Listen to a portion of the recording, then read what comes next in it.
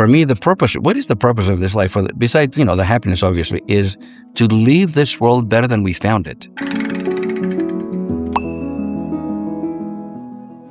Long before he became known as the happiness doctor, Dr. Elia was simply a boy navigating change, identity, and the quiet pressures that shape us long before we understand them. His journey, marked by discipline, loss, reinvention, and discovery, led him to a simple but profound truth. Happiness is not the absence of pain, but the perseverance of alignment. Today, his mission is helping others find their way back to themselves.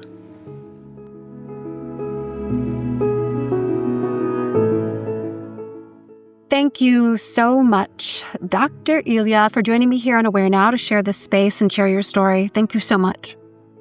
It's my pleasure. It's my honor. And I've been looking forward to this for weeks now. So I'm ready to go. Well, then let's get to it. Before happiness became your life's work, was there a moment in your own life when you realized how fragile or intentional happiness really is? I guess take us back to the beginning of how you got started on this journey. I think, I think I was born this way, honestly. Mm. This is a true story that, I was born a very long time ago in Athens, Greece. Back in the day when they didn't allow cameras, there was no Instagram Live, there's no, so it was just the OBGYN and my mom. Yeah. And as the story goes, when as I was told growing up, is my dad shows up, at the hospital, kind of a tough Greek guy, drinking his little whiskey, smoking. He comes up to this little window. There are 5 babies, myself included, and we're all wrapped in the same white generic blanket back in the day. So everybody looks the same. He turns to the nurse, goes, which one's yours? Which one's my son? And I guess I had a smile on my face at the time. The nurse turns to me, your son. He's the happy one. So, all right. So I grow up hearing, hey, you came out of the womb happy. You've always been happy. That's kind of like, so if that sentiment is reinforced. Now, fast forward 25 years, I'm getting my PhD in psychology, and the professor at the time is talking to us about what makes us who we are. Is it our generic predisposition or our environment? And of course, it's both. They all both contribute. Right. But I had this weird thought, Allie. I'm like, wait a minute. And I remember, like it was yesterday, I'm like, wait, what if my dad gets caught in traffic, shows up like 15 minutes later than he did, comes up to the same nurse, same window, asks the same question, and at that time, I'm screaming my head off because I have who knows why. And the nurse turns to my dad and goes, your son, he's the cranky one. So then the message is, well, you came out of the womb cranky, you miserable little beep. And that reinforced as we grow. So what I've thought over the years, I work with literally hundreds of thousands of people, is this. We've all been branded as kids. It typically happens in our home.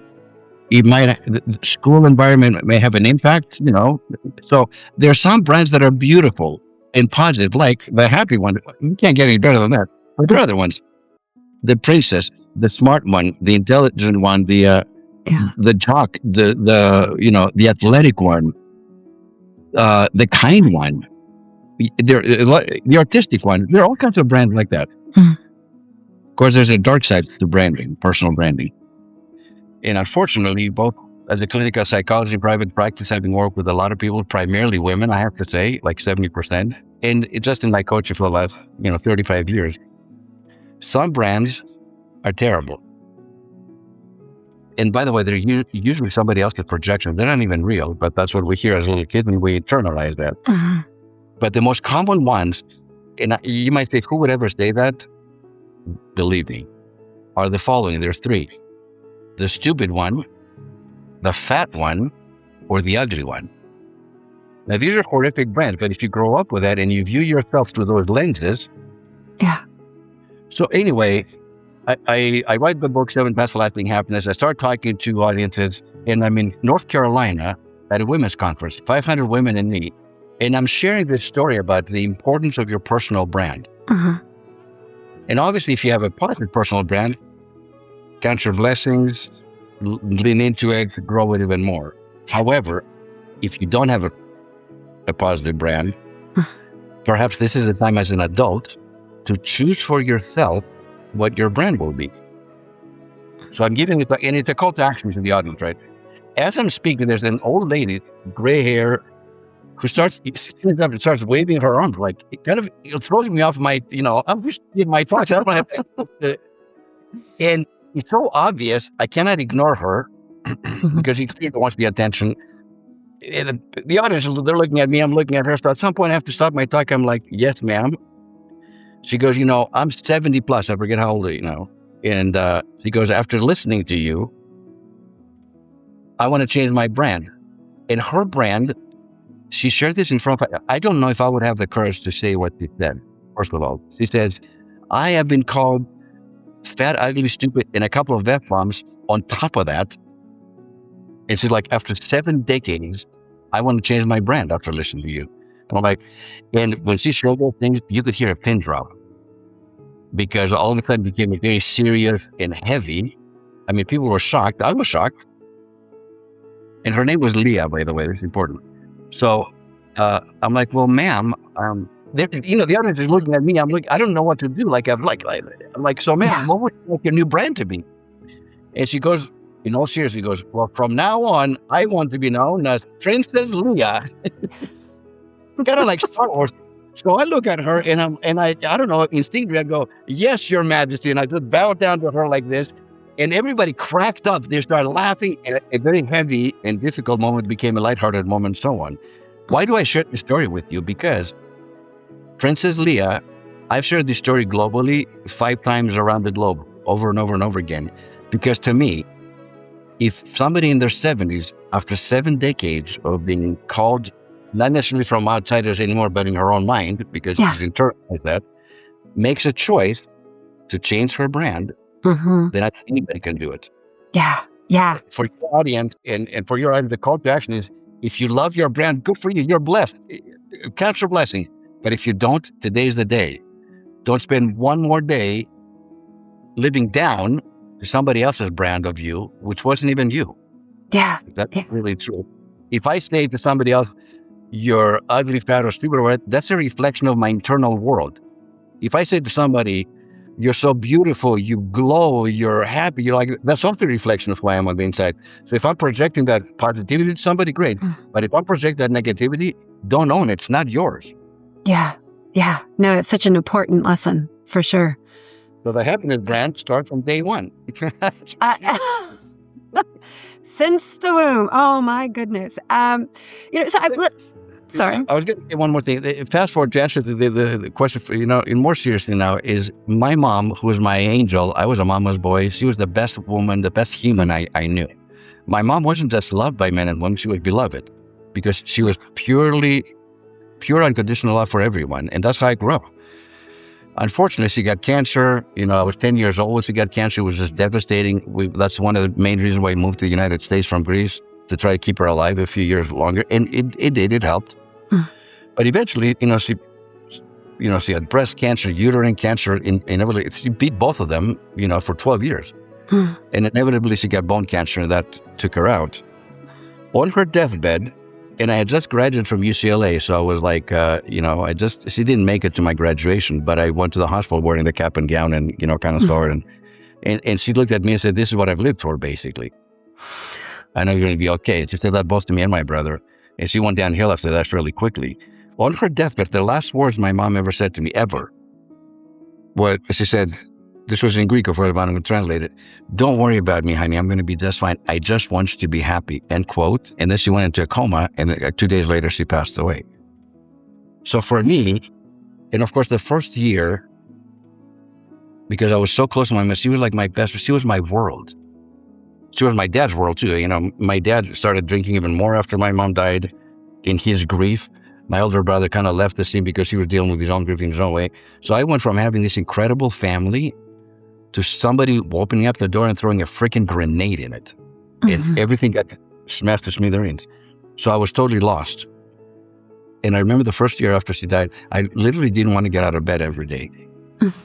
I was hoping, not that I would commit suicide, but I was like, God, if I get hit by a bus today, I'm okay, because I cannot imagine living the next 50, 60 years without my mom on this earth.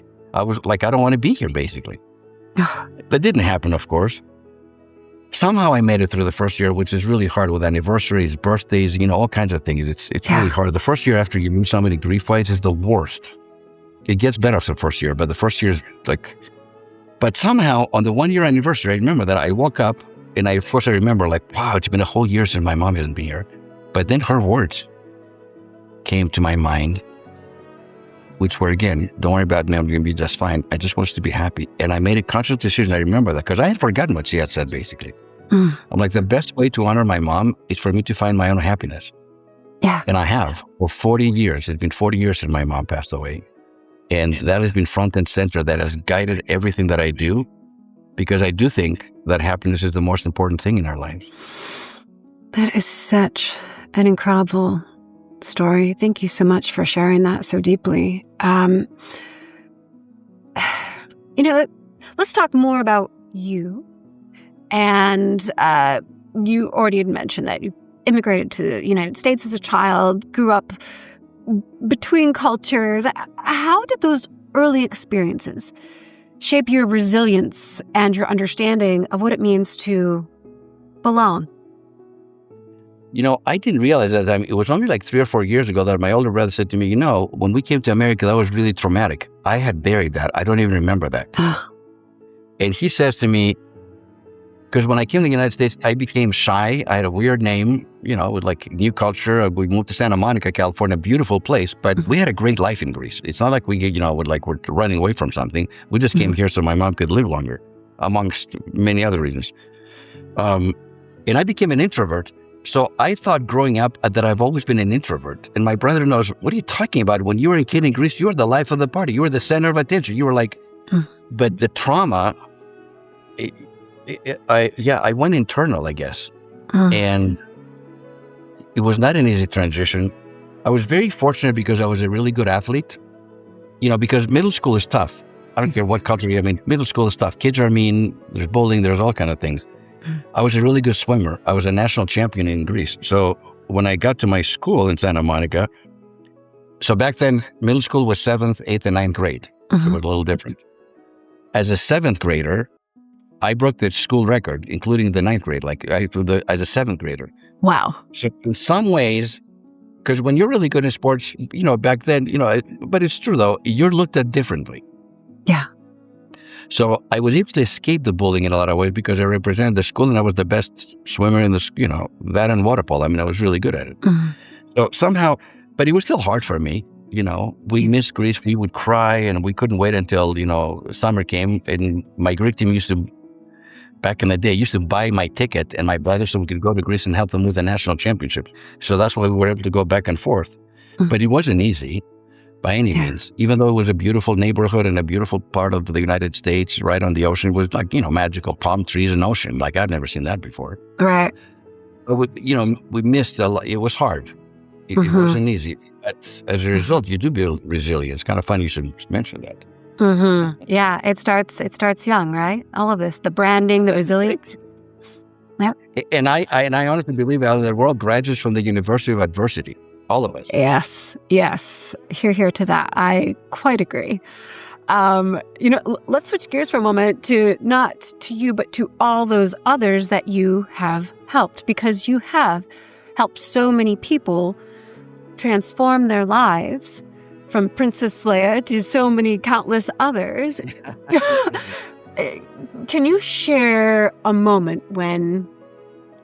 And you shared one example already, but maybe there's another you can think of. A moment when someone else's breakthrough deeply changed you. Boy, as you go through life, yes, you can help other people, but there are people along the way that also help you. So my mom's statement, I just want you to be happy, was a very foundational step towards focusing on that. But I think my very first lesson in life came a lot earlier. This was back in Greece as a 5-year-old little boy. I'm sitting on my grandfather's lap, whose name is Elia. So I carry his name, and I honor that name. And he was a sweetheart of a man. He had the worst job in the world. He was a tax collector. Oh. And yet he was beloved because he was so fair and so kind in the way that, and everybody loved him. Usually when they see the tax collector, they go the other way. You don't want to face him. So I loved him, and he died when I was 5 or 6. So I don't have a lot of memories of him, other than I remember the feeling being in his presence. But one day I'm sitting on his lap, maybe 4 years old, 5 years old, I don't know. And he says to me, "My boy, do you want to know a secret?" I'm like, "Yes, Grandpa." He says to me, "Do you want to be the richest man in the world?" Now, at this point, my ears became like Bugs Bunny ears, like, I'm like, "Yes, Grandpa." Yeah. He goes, "My boy, if you want to be the richest man in the world, do something good for somebody else every day. And you, my boy, will be the richest man in the world."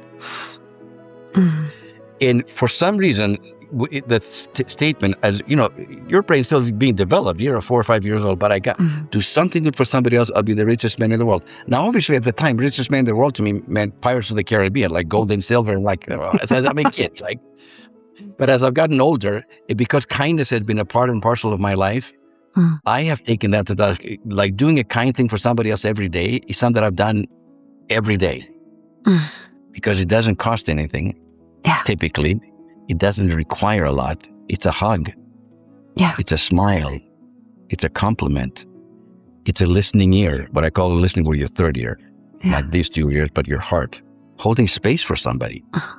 The benefits of kindness, like with kindness, everybody wins. And I share with you, I'm a kindness advocate. I just became Kindness Worldwide, the ambassador to Greece for Kindness Worldwide, which is a U.S. nonprofit organization. And bringing kindness to my home country as well. Because to me, with kindness, it's a win-win-win-win. And people are like, "Well, wait a minute, what are the third and fourth wins?" We know the giver wins. We know that now by neuroscience, because when you perform acts of kindness, what gets activated in the human brain? Like, the receiver obviously wins. But there's something magical that happens. The third win is the exchange of two human beings or more. It could be you and a homeless person at a stoplight. That brief moment when you roll down your window and you hand something, and they have nothing else to give you but to say, "God bless you, thank you." That's a win. That interaction right there is a win. And the fourth win is those who are observing those acts of kindness, who get inspired as a result of that, and then go out and perform their own acts. And by the way, I don't believe in random acts of kindness. There's nothing random about it. There's no random acts of kindness. It's conscious, deliberate, mindful acts of kindness. Because every time whatever we call random, somebody had to make a choice. So therefore, it's not random. Yeah. It's deliberate and conscious. So my also call to action to everybody there is like, my grandfather's advice that happened over half a century ago, not only rings true, has been validated hundreds of thousands, if not millions of times in my own personal life, never mind everybody else that I've witnessed. Yeah. So the quicker way to get out of feeling sorry for yourself, go and do something else for somebody else, and then see how you feel afterwards. I guarantee you're going to feel better. Yeah, absolutely. That is incredible advice. And I love that. I can't think of a better ROI, right? Everyone's obsessed with what is the return on investment. I can't imagine something greater than kindness. And so here's the thing of it, though. It's like so many people spend their entire lives chasing happiness, but still feel so empty. So a question now is, what do you believe the biggest misconception people have about happiness is? What is that? Where do people get it wrong? I think possessions, material things, are they nice? Is it nice to have a nice home? Of course. To drive a beautiful car? Yes, of course. To go on vacations? Of course. All of those things are nice. Who wouldn't want to have those things? But they're not the key to happiness. And Aristotle, 2,500 years ago, great Greek philosophers, described happiness in such a profound and simple way. He said, happiness is the whole purpose and meaning of life, the whole aim and end of human existence, end quote. Like, nobody can improve upon what Aristotle said. But to me, happiness lies in our relationships, primarily. Yeah. And I view relationship in threefold. Relationship with God, universe, the spirit, whatever you call the relationship with self, and then relationship with others.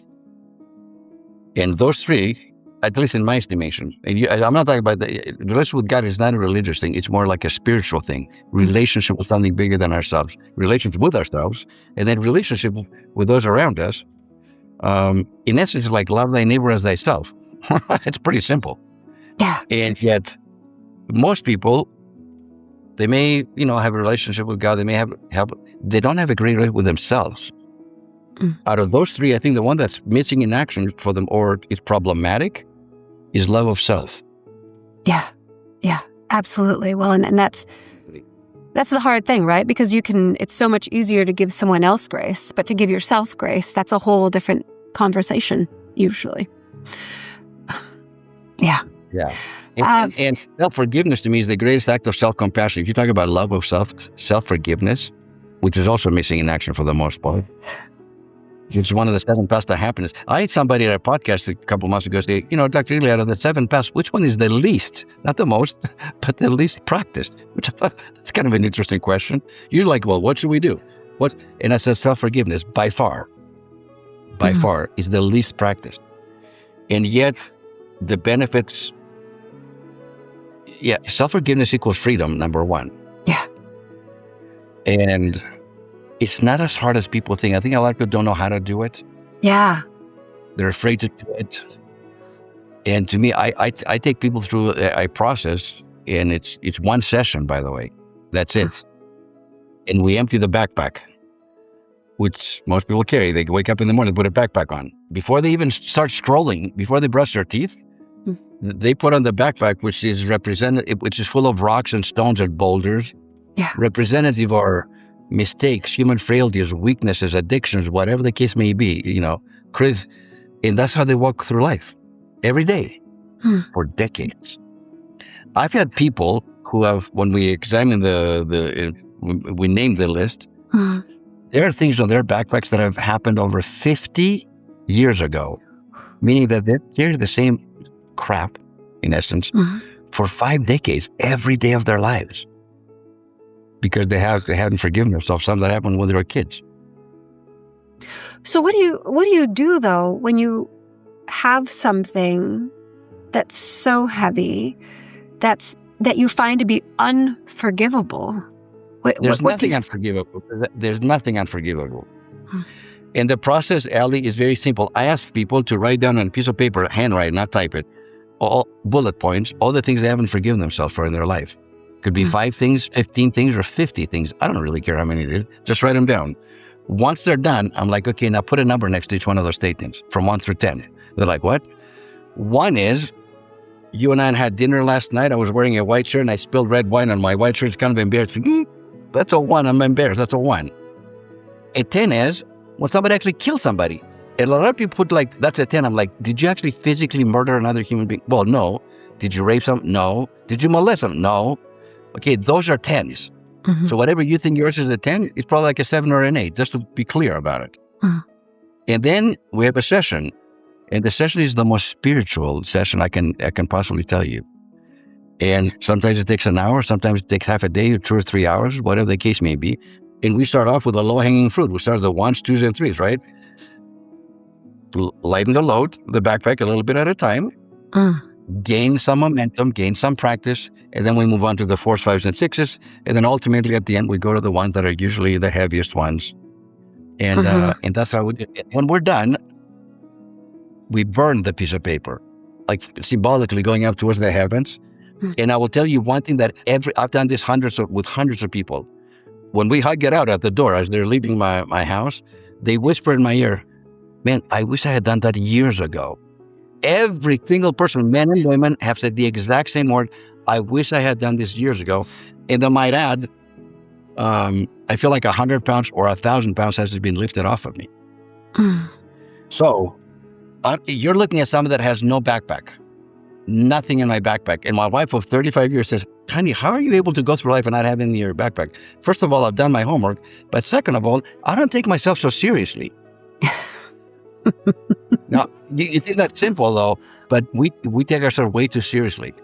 Yes. And the beauty of getting older now is I can excuse, well, I got great. Well, I'm old, so I can excuse whatever I do. Well, it's my age. So I have a clean slate until I die, basically. There's nothing going to go in my backpack. Nothing.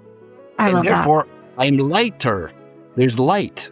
Yeah. I don't have the dead weight. So I go through life unencumbered by what happened in the past. And I go back to my, one of my role models, which is Nelson Mandela, whom I love. I adore Nelson Mandela. President of South Africa, in prison for almost 30 years, comes out, forgives everybody while he's in power. Because usually when people are in prison and they come out of prison and they become in power, they go after everybody that harmed them in the past. He didn't do that. He forgave. But Nelson Mandela said something so simple and profound. He said, in life, either you win or you learn. That's it. There's no losing. There are no mistakes as long as we're learning. Yeah. No, for sure. So, now, you and I have had some successes in our life, Allie, but isn't it true that the biggest lessons we've ever learned have not come from our successes? No. They have come from what at the time seemed to be a setback, a so-called mistake, a human failure, a human weakness, whatever the case may be. But I can say, if those things didn't happen, and if I hadn't learned the lesson I have, I wouldn't be the person that I am today. So in some ways, I'm actually grateful for what happened back then. I'm not saying it's easy going through it. Yeah. But the quicker we can go from the victim mentality, which is, why is this happening to me, to why is this happening for me, not to me. To me means I'm a victim. Yeah. For me means, let me open up now the possibility that there's a reason, and perhaps if I can learn the lesson, then I can move on in life free. Or it was no mistake.